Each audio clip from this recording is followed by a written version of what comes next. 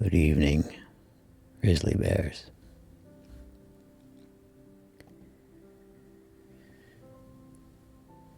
Or good night, good morning, good afternoon, whatever it is for you.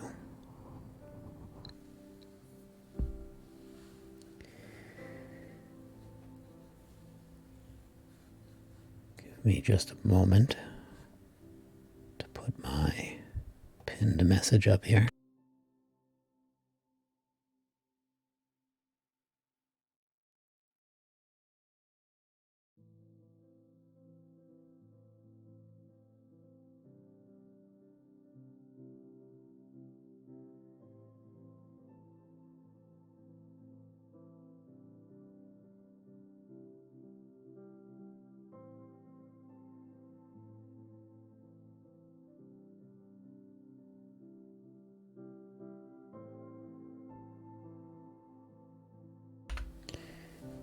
Alrighty.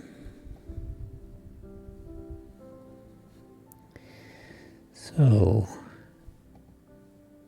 this evening we are continuing to read poems by Henry Wadsworth Longfellow. And in the last stream a few days ago, we finished Birds of Passage, Flight the Fourth. And now we're starting on Birds of Passage, Flight the Fifth,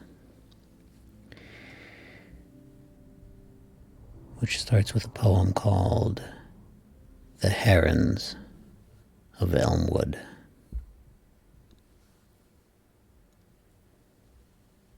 Warm and still is the summer night, as here by the river's brink I wander. White overhead are the stars, and white the glimmering lamps on the hillside yonder. Silent are all the sounds of clay. Nothing I hear but the chirp of crickets and the cry of herons winging their way o'er the poet's house in the elmwood thickets. Call to him, herons, as slowly you pass to your roosts in the haunts of the exiled thrushes. Sing him the song of the green morass and the tides that water the reeds and rushes. Sing him the mystical song of the hern and the secret that baffles our utmost seeking.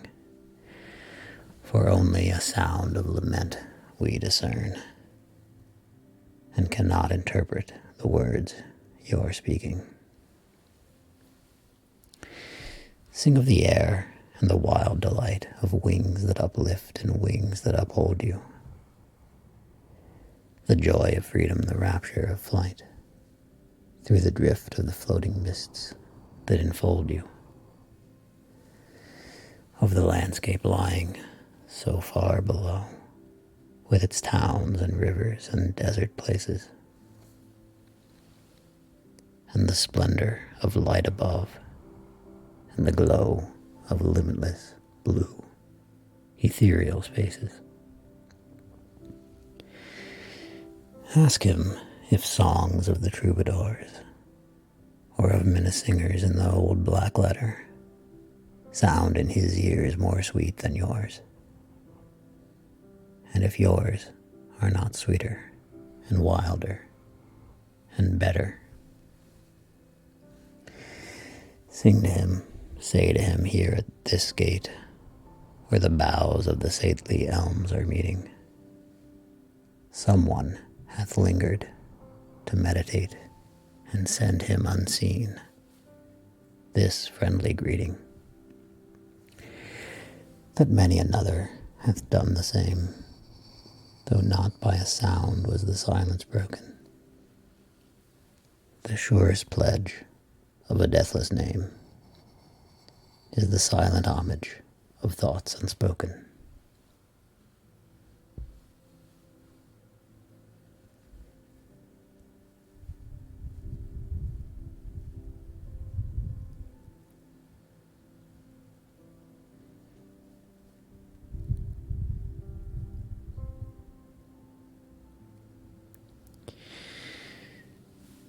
Next up we have a Dutch picture.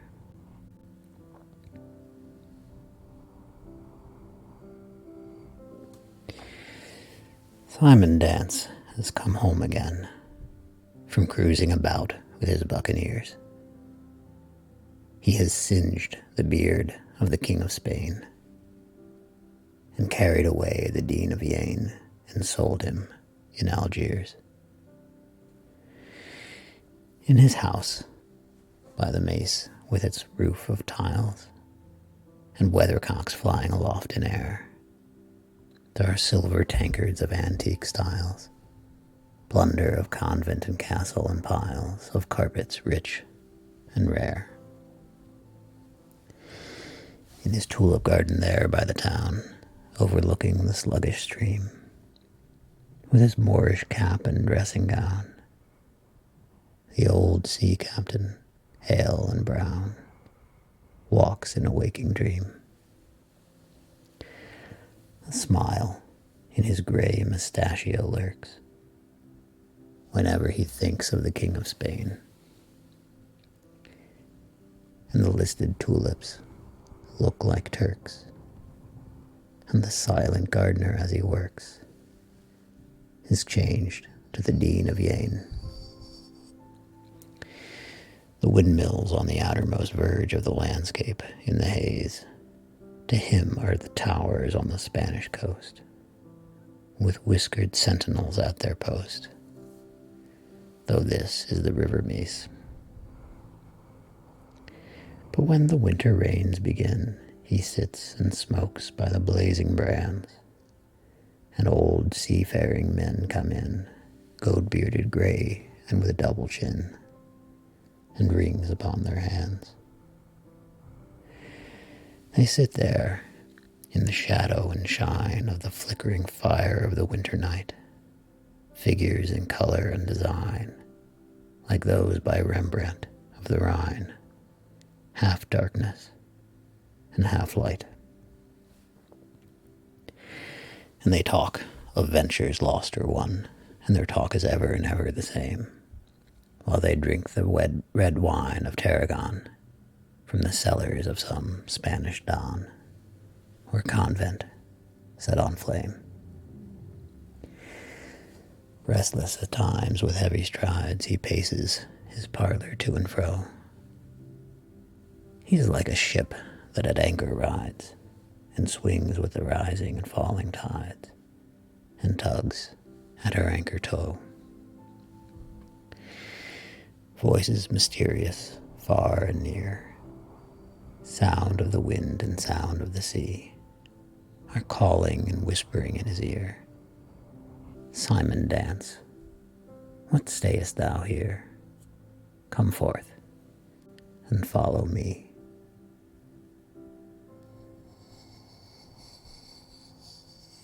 So he thinks he shall take to the sea again for one more cruise with his buccaneers to singe the beard of the King of Spain and capture another Dean of Yane and sell him in Algiers.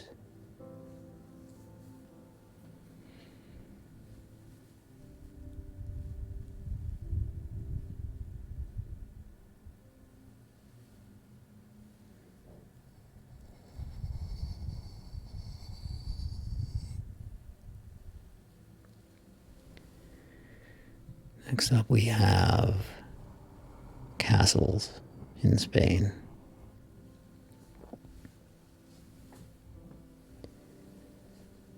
How much of my young heart, O Spain, went out to thee in days of yore? What dreams romantic filled my brain and summoned back to life again the paladins of Charlemagne, the Cid Campeador, and shapes more shadowy than these, in the dim twilight half revealed, Phoenician galleys on the seas, the Roman camps like hives of bees, the Goth uplifting from his knees, Paleo on his shield. It was these memories, perchance, from annals of remotest eld, that lent the colors of romance to every trivial circumstance, and changed the form and countenance of all that I beheld. Old towns, whose history lies hid in monkish chronicle or rhyme, Burgos, the birthplace of the Cid, Zamora, and Valladolid, Toledo built and walled amid the wars of Wamba's time. The long straight line of the highway, the distant town that seems so near, the peasants in the fields that stay their toil to cross themselves and pray, when from the belfry at midday the Angelus they hear. White crosses in the mountain pass, mules gay with tassels, the loud din of muleteers, the tethered ass that crops the dusty wayside grass, and cavaliers with spurs of brass alighting at the inn. White hamlets hidden in fields of wheat, white cities slumbering by the sea, white sunshine flooding square and street, dark mountain ranges at whose feet the river beds are dry with heat. All was a dream to me. Yet something somber and severe o'er the enchanted landscape reigned, a terror in the atmosphere, as if King Philip listened near, or Torquemada the austere his ghostly sway maintained. The softer Andalusian skies dispelled the sadness and the gloom. There Cadiz by the seaside lies, and Seville's orange orchard rise, making the land a paradise of beauty and of bloom. There Cordova is hidden among the palm, the olive, and the vine, gem of the south by poets sung, and in whose mosque Amans were hung, as lamps the bells that once had rung at Compostella's shrine. But over all the rest supreme, the star of stars, the cynosure, the artist's and the poet's theme, the young man's vision, the old man's dream, Granada by its winding stream, the city of the Moor.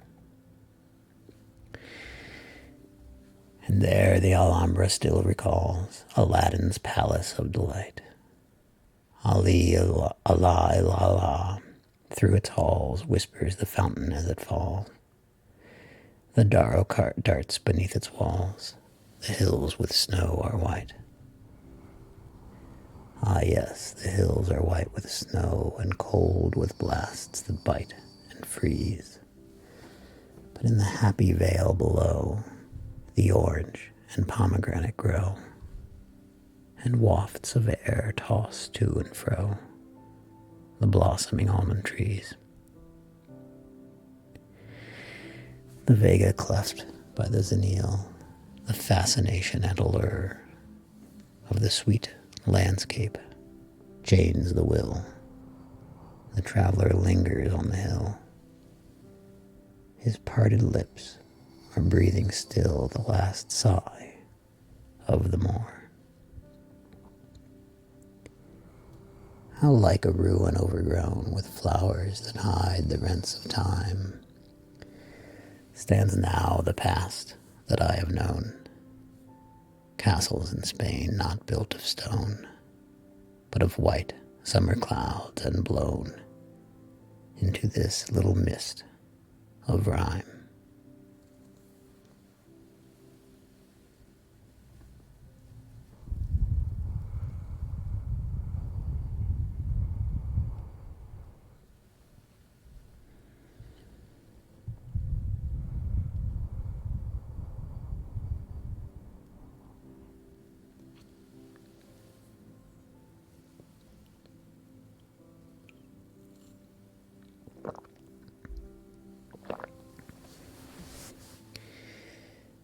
The next poem is called Vittoria Colonna.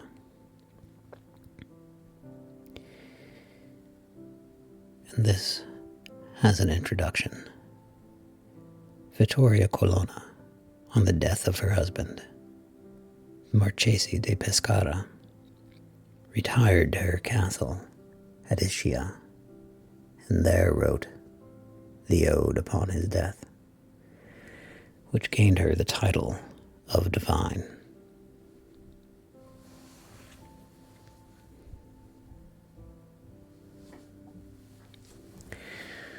Once more in Arame, I see thy purple hills once more. I hear the billows of the bay wash the white pebbles on thy shore. High o'er the sea surge and the sands, like a great galleon wrecked and cast ashore by storms, thy castle stands, a mouldering landmark of the past. Upon its terrace walk I see a phantom gliding to and fro. It is Colonna, it is she who lived and loved so long ago.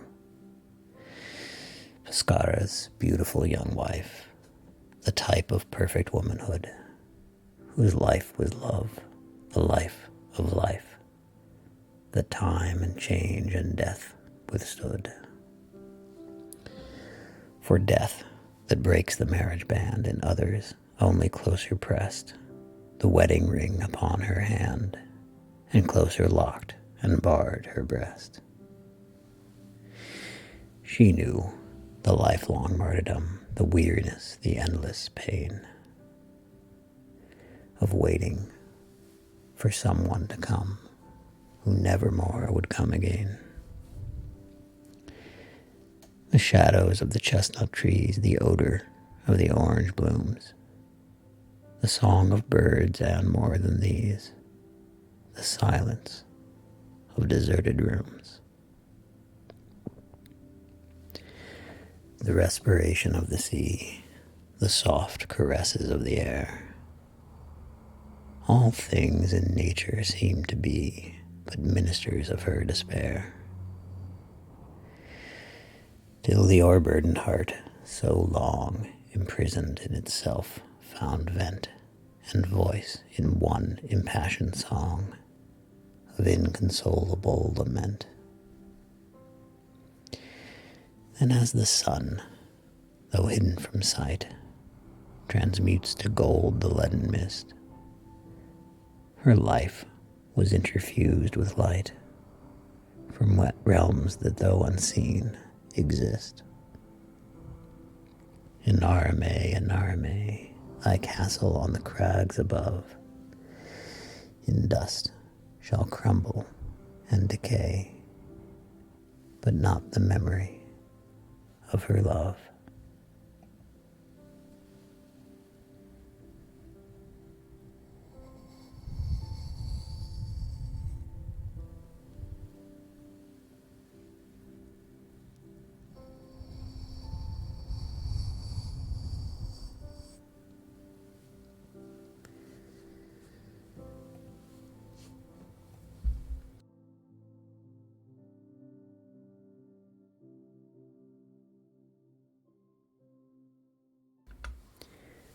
Next up we have The Revenge of Rain in the Face.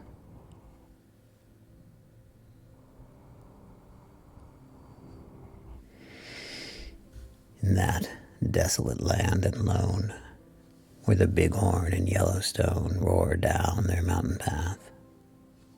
By their fires the Sioux chiefs muttered their woes and griefs, and the menace of their wrath. Revenge, cried Rain in the Face, revenge upon all the race of the white chief with yellow hair. And the mountains dark and high from their crags re-echoed the cry of his anger and despair.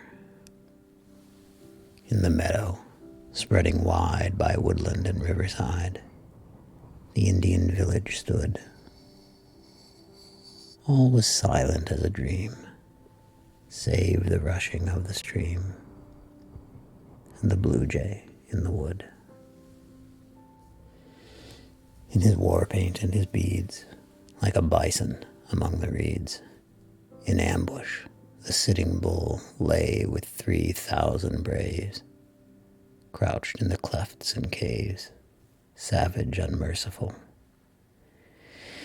Into the fatal snare, the white chief with yellow hair and his 300 men dashed headlong, sword in hand.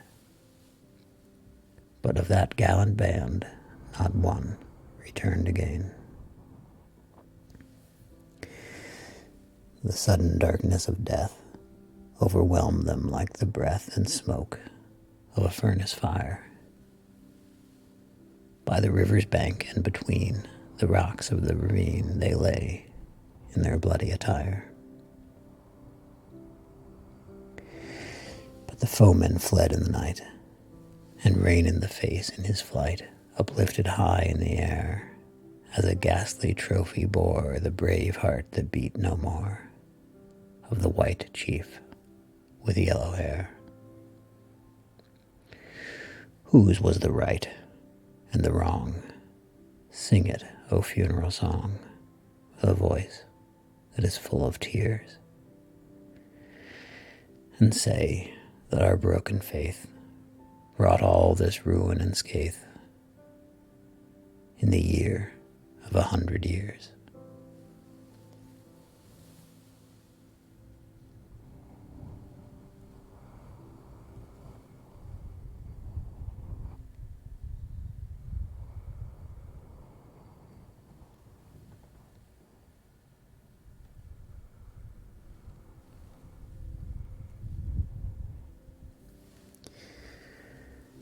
Next up we have To the River Yvette.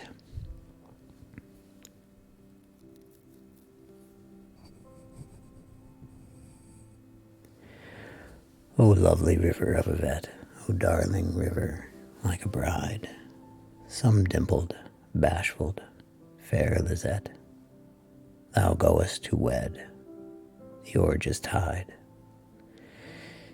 Main court and lordly Dampierre see and salute thee on thy way, and with a blessing and a prayer ring the sweet bells of Saint Forget. The valley of Chevreuse is in vain, would hold thee in its fond embrace. Thou gildest from its arms again, and hurriest on with swifter pace. Thou wilt not stay with restless feet, pursuing still thine onward flight.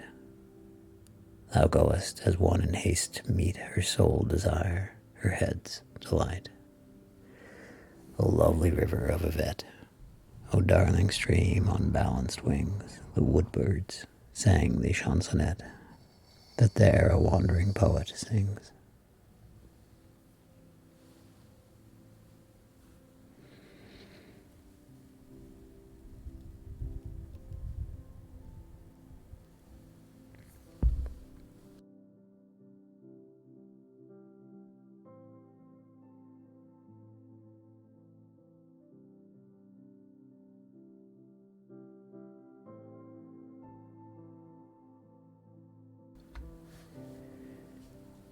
Next is The Emperor's Glove.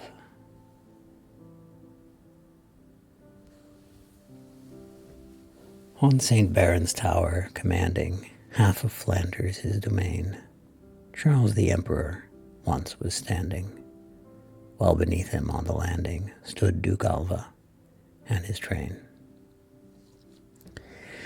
Like a print in books of fables, or a model made for show, with its pointed roofs and gables, dormer windows, scrolls, and labels lay in the city far below. Through its squares and streets and alleys poured the populace of Ghent, as a routed army rallies, or as rivers run through valleys. Hurrying to their homes they went. Nest of Lutheran misbelievers, cried Duke Alva as he gazed. Haunt of traitors and deceivers, stronghold of insurgent weavers, let it to the ground be razed. On the emperor's cap the feather nods as laughing he replies.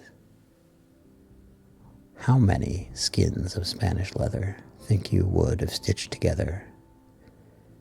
Make a glove of such a size.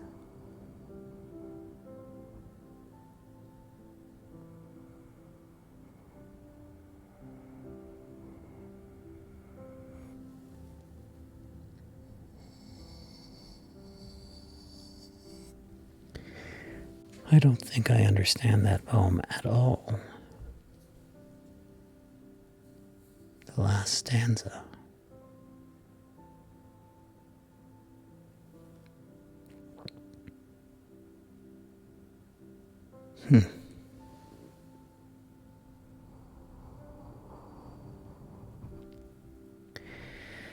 I'm feeling in my voice, in my throat, like it was, perhaps, a mistake to stream today. I'm not even half an hour in, but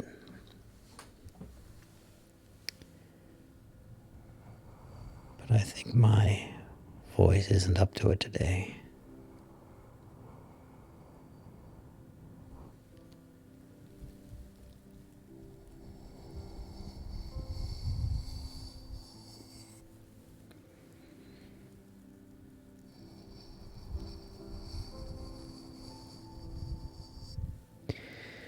So I think, unfortunately, I might make this a very quick stream today.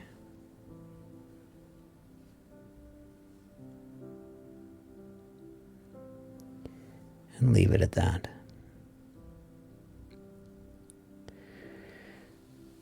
I hope, anyway, that you enjoyed this, that it brought you a sense of peace and relaxation and presence. And I hope that you can carry that feeling with you for a little while longer through the rest of your day or your night or your sleep.